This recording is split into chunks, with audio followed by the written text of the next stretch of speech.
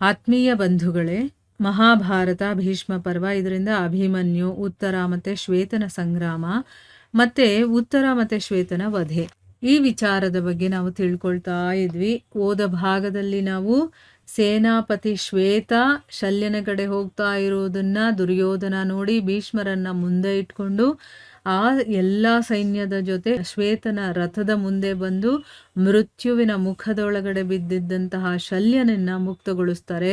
ಮತ್ತೆ ಘೋರವಾದ ರೋಮಾಂಚನಕಾರಿಯಾದಂತಹ ಯುದ್ಧವಾಗತ್ತೆ.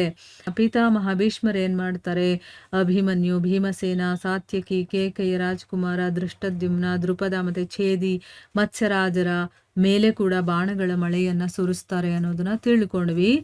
ಇಲ್ಲಿ ಮುಂದುವರೆದು ರಾಜ ಧೃತರಾಷ್ಟ್ರ ಕೇಳ್ತಾನೆ, ಸಂಜಯ, ಯಾವಾಗ ರಾಜಕುಮಾರ ಶ್ವೇತ ಶಲ್ಯರ ರಥದ ಮುಂದೆ ತಲುಪ್ತಾನೋ ಆಗ ಕೌರವ, ಪಾಂಡವ ಮತ್ತೆ ಶಾಂತನು ನಂದನನಾದಂಥ ಭೀಷ್ಮರು ಏನು ಮಾಡಿದ್ರು ಇದನ್ನ ನನಗೆ ತಿಳಿಸು ಅಂತಂದ್ಬಿಟ್ಟು ಹೇಳ್ತಾರೆ. ಈಗ ಅಲ್ಲೋಗಿ ಮುಂದೆ ನಿಂತಿದ್ದೇನೋ ನಿಜ ಆಯ್ತಾ, ಶಲ್ಯನ ರಥದ ಮುಂದೆ. ಆಗ ಕೌರವರು ಏನು ಮಾಡಿದ್ರು, ಪಾಂಡವರು ಏನು ಮಾಡಿದ್ರು ಮತ್ತೆ ಭೀಷ್ಮರು ಏನು ಮಾಡಿದ್ರು ಅನ್ನೋದನ್ನ ನನಗೆ ತಿಳಿಸು ಅಂತಂದ್ಬಿಟ್ಟು ಕೇಳ್ಕೊಳ್ತಾನೆ. ಸೊ ಸಂಜಯ ಅದಕ್ಕೆ ಹೇಳ್ತಾನೆ, ರಾಜ, ಆ ಸಮಯದಲ್ಲಿ ಲಕ್ಷಾಂತರ ಕ್ಷತ್ರಿಯ ವೀರರು ರಾಜಕುಮಾರ ಶ್ವೇತನ ರಕ್ಷಣೆಯನ್ನ ಮಾಡ್ತಾ ಇದ್ರು. ಅವರು ಪಿತಾಮಹ ಭೀಷ್ಮರ ರಥವನ್ನ ಮುತ್ತಿಗೆ ಹಾಕ್ತಾರೆ. ಬಹಳ ಘೋರವಾದಂತಹ ಯುದ್ಧ ಕೂಡ ನಡೆಯುತ್ತೆ.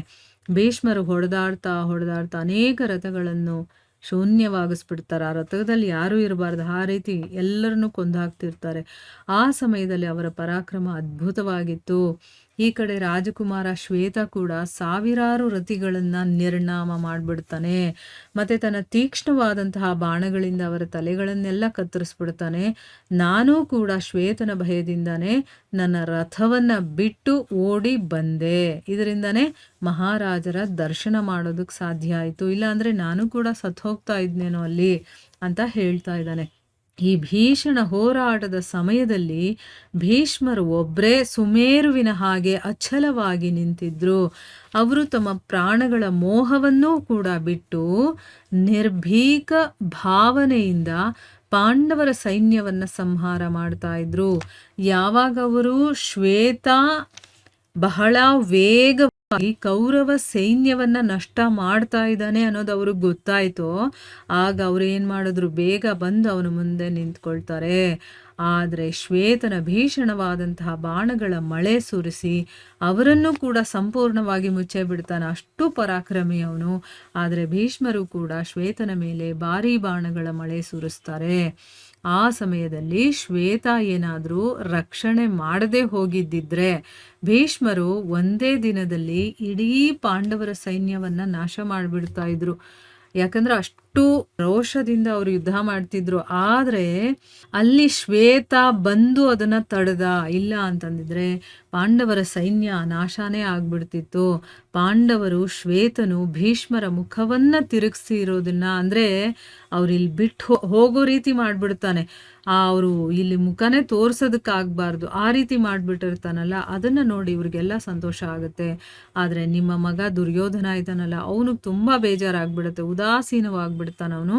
ಅವನೇನ್ ಮಾಡ್ತಾನೆ, ತುಂಬಾ ಕೋಪ ಮಾಡಿಕೊಂಡು ಅನೇಕ ಬೇರೆ ರಾಜ್ಯರ ಸಹಿತ ಎಲ್ಲ ಸೈನ್ಯವನ್ನ ತಗೊಂಡು ಪಾಂಡವರ ಮೇಲೆ ಆಕ್ರಮಣವನ್ನ ಮಾಡ್ತಾನೆ. ಅವನ ಪ್ರೇರಣೆಯಿಂದ ದುರ್ಮುಖ, ಕೃತವರ್ಮ, ಕೃಪಾಚಾರ್ಯ ಮತ್ತೆ ಶಲ್ಯ ಇವರೆಲ್ಲರೂ ಕೂಡ ಭೀಷ್ಮರ ರಕ್ಷಣೆಯನ್ನ ಮಾಡ್ತಾ ಇದ್ರು. ಯಾಕಂದ್ರೆ ಭೀಷ್ಮರು ತುಂಬಾ ಸುರಕ್ಷಿತವಾಗಿರುವಂಥದ್ದು ತುಂಬಾ ಇಂಪಾರ್ಟೆಂಟ್ ಆಗಿತ್ತು. ಅದಕ್ಕೋಸ್ಕರ ಅವರ ರಕ್ಷಣೆ ಮಾಡೋದಕ್ಕೆ ಇವರೆಲ್ಲ ಮುಂದೋಗ್ತಾರೆ.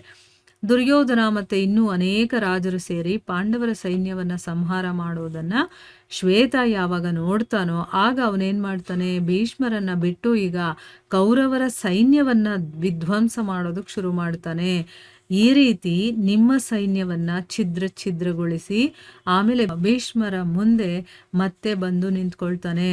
ಆಮೇಲೆ ಆ ಇಬ್ಬರು ವೀರರು ಕೂಡ ಇಂದ್ರ ಮತ್ತೆ ವೃತ್ರಾಸುರನ ಹಾಗೆ ಒಬ್ರು ಇನ್ನೊಬ್ಬರ ಪ್ರಾಣಗಳ ಗ್ರಾಹಕರಾಗಿ ಹೊಡೆದಾಡೋದಕ್ಕೆ ಶುರು ಮಾಡ್ತಾರೆ. ಶ್ವೇತ ಏನು ಮಾಡ್ತಾನೆ, ಕಿಲಿಕಿಲಾ ಅಂತ ನಗುತ್ತಾ 9 ಬಾಣಗಳನ್ನ ಬಿಟ್ಟು ಭೀಷ್ಮರ ಧನಸ್ಸನ್ನ 10 ತುಂಡುಗಳಾಗಿ ಮಾಡ್ಬಿಡ್ತಾನೆ. ಮತ್ತೆ ಒಂದು ಬಾಣದಿಂದ ಅವರ ಧ್ವಜವನ್ನ ಕತ್ತರಿಸ್ತಾನೆ. ಇದನ್ನ ನೋಡಿ ನಿಮ್ಮ ಮಕ್ಕಳು ಈ ರೀತಿ ಹೇಳ್ತಾರೆ. ಏನು ಹೇಳ್ತಾರೆ? ಈಗ ಶ್ವೇತನ ಬಲೆಯಲ್ಲಿ ಸಿಕ್ಕಿ ಭೀಷ್ಮರು ಕೊಲ್ಲಲ್ಪಡ್ತಾರೋ ಏನೋ, ಕೊಂದ್ಬಿಡ್ತಾರೋ ಏನೋ ಅವ್ರನ್ನ. ಮತ್ತೆ ಪಾಂಡವರು ತುಂಬಾ ಸಂತೋಷ ಪಡ್ಕೊಂಡು ಶಂಖಗಳನ್ನ ಊದಬಹುದು ಅಂತನ್ಬಿಟ್ಟು ಒಂಥರ ವ್ಯಂಗ್ಯವಾಗಿ ಅಲ್ಲಿ ಹೇಳ್ತಾನೆ. ನೋಡಿ ಯಾವ ರೀತಿ ಎಲ್ಲ ಯುದ್ಧ ನಡೀತಾ ಇದೆ, ಮತ್ತೆ ಎಂತೆಂಥ ವೀರಶೂರರೆಲ್ಲ ಇಲ್ಲಿದ್ದಾರೆ ಅನ್ನೋದು ಕೂಡ ನಮಗೆ ಗೊತ್ತಾಗುತ್ತೆ. ಸೊ ಇಲ್ಲಿಗೆ ನಾವು ನಿಲ್ಲಿಸೋಣ. ಹರೇ ಕೃಷ್ಣ.